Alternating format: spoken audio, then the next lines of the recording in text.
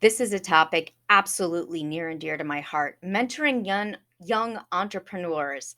I'm going to share with you a story from my own children's lives and something that we did. Let me jump right into it with our first slide.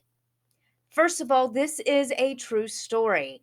Everything in here that I'm going to explain is how it happened to the best of my recollection. It was about 12 years ago, maybe 13 now. Um, but this is how my kids started with a total of about $8 among the four kids to create an egg empire during a recession. Doesn't that sound inspirational? So let's start with the idea. This here is an actual picture of our first five chickens. Maybe it looks like it might be six. I don't remember exactly because unfortunately nature happens and at least one of them was murdered by a raccoon. There are five or six birds, but the story didn't start with these birds. It started further back, and that's the true lesson. You can start with anything. As you can tell in my voice, I'm super enthusiastic about sharing this with you. Before we dive in, I would like to ask you to please take a moment to like, subscribe, and hit the bell so you can continue to get updates. And also, you let YouTube know that this is a valuable piece of information. So, even just commenting thank you will let YouTube know that people are engaged and learning something in this. So, without any more hesitation, let's jump right into what happened. The story happened, it begins in 2008 to 2009. If you listen to some of my other videos, you know that we had adopted a special needs child from another country in 2005. And 6 months later, we found out that my husband had stage four cancer. He is still alive and well. Thank God for that. But as a result, we went to the point of living on beans and reboiled chicken bones for months in early 2007. Then we came 10 days from homeless when everything started to turn around. Um, then everything started to turn around. It didn't turn around when we were almost homeless, but just after that, everything turned around. But it was a slow, gradual process. When you're that far down and have gone without food that long, couldn't pay bills for that long, it takes a while to claw out. So by 2008, we had increased our weekly food budget from $25 for a family of six to $65, but there was still no room for extras. And by extras, I mean bananas, grapes, um, fresh vegetables, um, basically anything. I was working on everything I could as a side hustle because we only had one car that worked consistently, and my husband was working two jobs outside the home and needed the car for that. And he was working as a paramedic, and so he would be gone on 24-hour shifts, which meant I couldn't leave the property at all because we live in a rural area.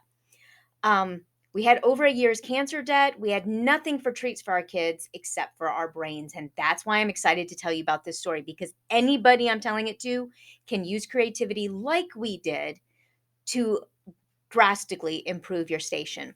So I'll show you how we used $8 in ingenuity to turn it into 70 laying hens and over 60 eggs a day for food and for sale. Um, that's not actually me, but that's me triumphant on top of this big mountain. So start out by thinking, what do you have in your hand? What do you have around you? In our case, we live in a rural area, we're in the country, and my kids each had a small amount of money. I'm trying to remember exactly what time of year this was. I think it was late spring. Um, might have been like close to like Easter or Mother's Day when we started playing with the idea of possibly buying rabbits and breeding them for meat. Now, I personally do not eat rabbits, nor could I kill a rabbit. But I had done some research and people said, oh, it's a very lucrative way to make money and blah, blah, blah. But the reality of it was going to be too expensive. And we didn't know anybody who ate rabbit besides one of our grandpas. So we started to try to think of another idea. So here's your first lesson. Your first idea may not be your best idea, and what works for other people may not work for you. But still, look, what do you have? So, my kids had a few dollars and we had land. We wanted to get to the place where we could grow and the kids could have their own stream of income with which they could do fun things that they enjoyed or buy treats for themselves or they could just start to get ahead. And I wanted to teach them some life skills. I was homeschooling the girls, and This gave me an opportunity to teach them some things about being a business owner, because at that point I was a business owner and I was having a reasonable level of success. I was a professional writer and also speaker. So, where are you now? Where do you want to be? And how can you grow? That's the first agenda. Our 2008 situation, the way we answered those questions is they had $8 total among the four of them. Grandma's neighborhood had successful garage sales. We knew how much money we needed for 5 hens that were of laying age, because chickens don't lay until they're about 20 weeks old or so. There's a lot of involved in it. I'll be making another video in the future specifically on raising chickens for eggs, not for meat necessarily. So how much we needed for food and what supplies we needed, like chicken wire fence, boxes to give them, like laying boxes, things to keep them safe from predators, except for that evil raccoon that tore through our fence. We needed about $140 in supplies. So, how do you turn $8 into $140? Here is what we did. The plan. We were going to use, and they did, $8 to buy cans of pop or soda or Coke or whatever you call it where you live. Where I live, we call it pop. So they bought, I think they bought like a 12 pack of Coke, a 12 pack of Sprite, and they bought some Little Debbie snack cakes. And they set up at a garage sale that their grandma was having to get rid of some of her stuff. They got some of their things and put it out, but we weren't really sure how much we would make on the sale of their particular items.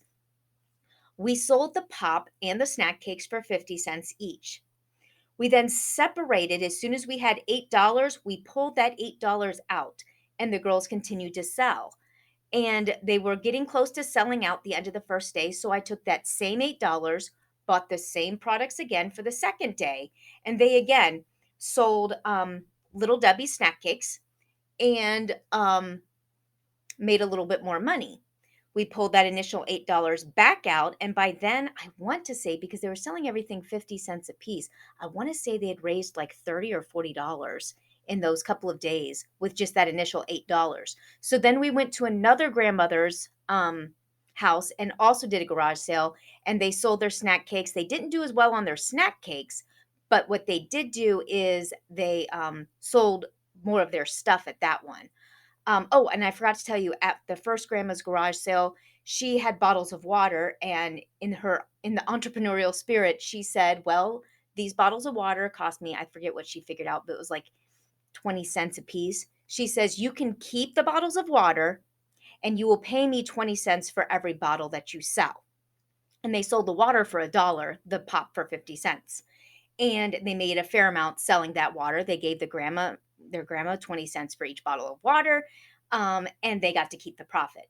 So after those two garage sales, they had raised the money that they needed in order to start their business.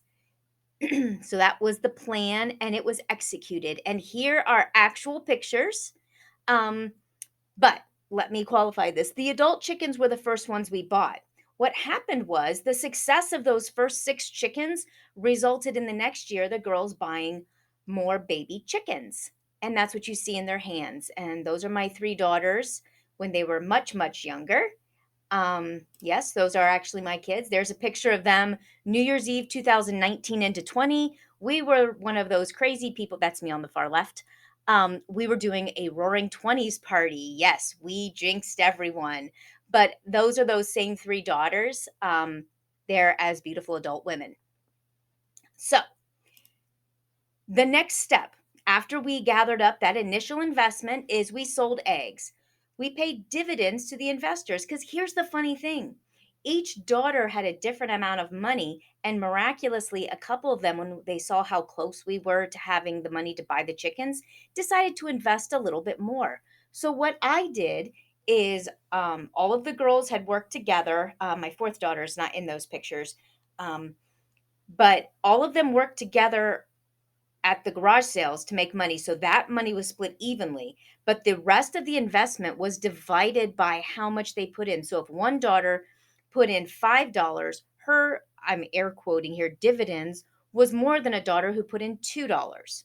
So we saw what percentage each daughter invested, and every week when we sold our eggs and tallied everything down, we divided, we took the profit and we multiplied each the profit by each percentage of their investment. So the girls didn't get an equal 25% share. It was based on what they invested.